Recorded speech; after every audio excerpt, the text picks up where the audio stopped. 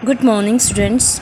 In geography, our fifth lesson is going on, that is consumer rights, and we have done introduction of consumer rights and first topic, that is the consumer in the marketplace.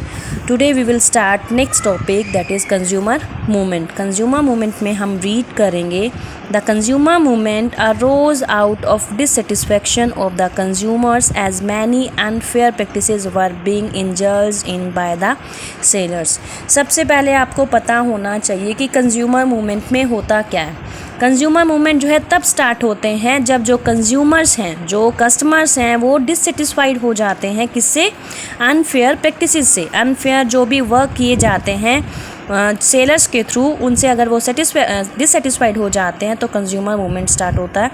There was no legal system available to consumers to protect them from exploitation in the market place. अगर हम पहले की बात करें तो कोई भी legal system जो है वो अवेलेबल नहीं था जो कंज्यूमर्स को प्रोटेक्ट कर पाता. किससे? एक्सप्लॉयटेशन से. और एक्सप्लॉयटेशन किसके थ्रू होता? सेलर्स के थ्रू. मार्केट प्लेस में सेलर्स के थ्रू जो है अगर कंज्यूमर्स का एक्सप्लॉयटेशन होता तो कोई भी लीगल सिस्टम नहीं था. For a long time when a consumer was not happy with a particular brand, product or shop, he or she generally avoided buying that brand product. मतलब अगर पहले की बात करें तो अगर कोई कस्टमर जो है किसी भी पर्टिकुलर ब्रांड से, प्रोडक्ट से या शॉप से अगर खुश नहीं होता था तो वो क्या करता था? या तो फिर उसको ख़रीदता नहीं था, उस ब्रांड को, प्रोडक्ट को वो ख़रीदता नहीं था, या फिर उस शॉप से नहीं ख़रीदता था, शॉप चेंज कर लेता था. It was presume that it was the responsibility of consumers to be careful while buying a commodity for और सर्विस. और ये जो रिस्पॉन्सिबिलिटी होती है वो पहले किसकी थी कि वो जो कंज्यूमर्स हैं वो ही केयरफुल रहें. अगर कुछ भी वो ख़रीदना चाहते हैं या कोई भी सर्विस लेना चाहते हैं वो खुद रिस्पॉन्सिबल हों उसके लिए. It took many years for organisations in India and around the world to create awareness amongst people. मतलब काफ़ी साल लग गए इंडिया में लोगों को अवेयर करने के लिए. किस चीज़ के लिए? जो कंज्यूमर्स हैं, कंज्यूमर्स को जो भी वो ख़रीदते हैं उन चीज़ों के लिए अवेयर करने के लिए कि उनके क्या राइट्स हैं, क्या रिस्पॉन्सिबिलिटीज़ हैं. This has also shifted the responsibility of ensuring quality of goods and services on the sellers. और इस सिस्टम की वजह से क्या हुआ है, जो रिस्पॉन्सिबिलिटी पहले जो है बायर्स की थी कि वो ख़रीदते टाइम खुद देखें कि वो क्या ख़रीद रहे हैं, कैसे ख़रीद रहे हैं, उसके बाद ये रिस्पॉन्सिबिलिटी जो है सेलर्स को भी दे दी गई कि उन्हें अपनी जो भी गुड्स एंड सर्विसेज हैं उनकी क्वालिटी को देखना है कि वो क्या सेल कर रहे हैं. In India, the consumer movement as a social force originated with the necessity of protecting and promoting the interest of consumers against unethical and unfair trade practices.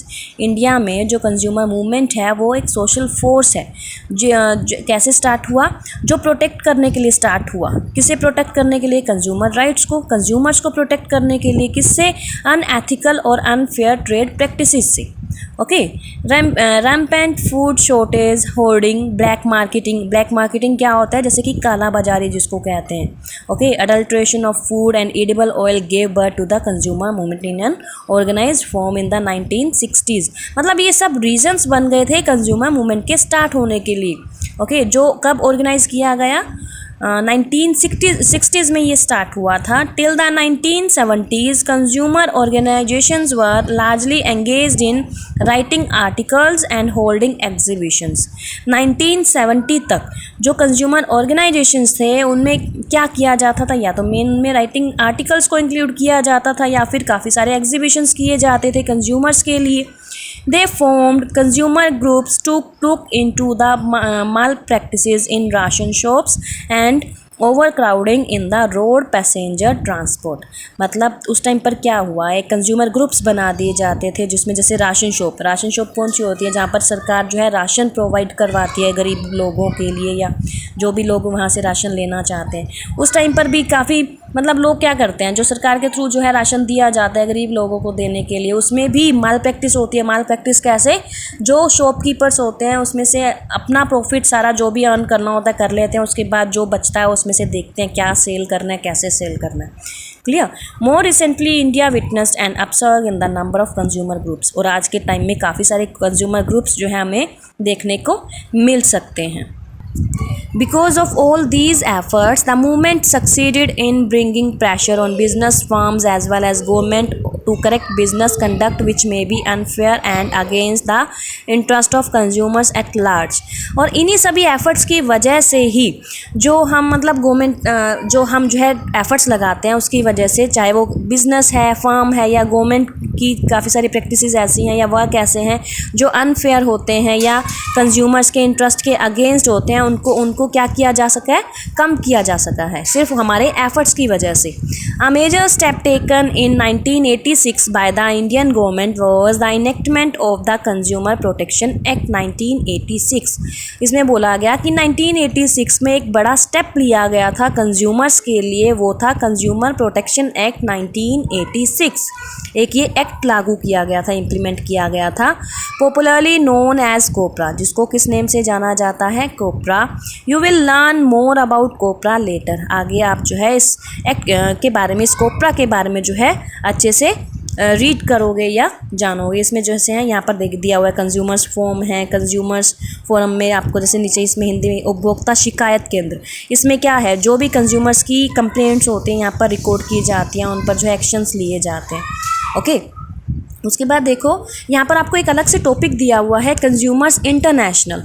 In 1985 United Nations adopted the UN guidelines for consumer protection. 1985 में United Nations ने क्या किया था, UN guidelines start की थी consumer protection के लिए। This was a tool for nations to adopt measures to protect consumers and for consumer advocacy groups to press their government to do so. मतलब ये क्या था, इसमें कंज्यूमर्स को प्रोटेक्ट करने के लिए जो भी किया जा रहा था। At the international level this has become the foundation for consumer movement.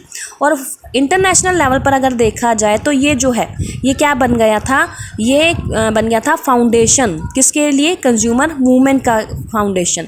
Today consumers international has become an umbrella body to over 220 member organisations from over 115 countries. मतलब आज जो कंज्यूमर इंटरनेशनल वो अब एक अम्ब्रेला बन गया है जिसमें कितने ऑर्गेनाइजेशंस हैं, 115 कंट्रीज़ के 220 मेंबर जो हैं ऑर्गेनाइजेशंस में इन्वॉल्व हैं। क्लियर। तो इसमें आपको मैंने बताया कंज्यूमर इंटरनेशनल लेवल पर जो कंज्यूमर्स के लिए प्रोटेक्शन के लिए, एक्सप्लॉयटेशन से बचने के लिए जो किया जाता है वो, और हमने जो आज टॉपिक रीड किया था कंज्यूमर मूवमेंट। कंज्यूमर मूवमेंट में जो है कंज्यूमर्स को प्रोटेक्ट करने के लिए क्या क्या हम स्ट्रगल करते हैं या एफर्ट्स लगाते हैं वो हमने रीड किया। ओके, तो आज जो है अपने इस लेसन को इतना रीड करना है और उसके बाद जो है हम नेक्स्ट टॉपिक स्टार्ट करेंगे। ओके बेटा, हैव अ नाइस डे।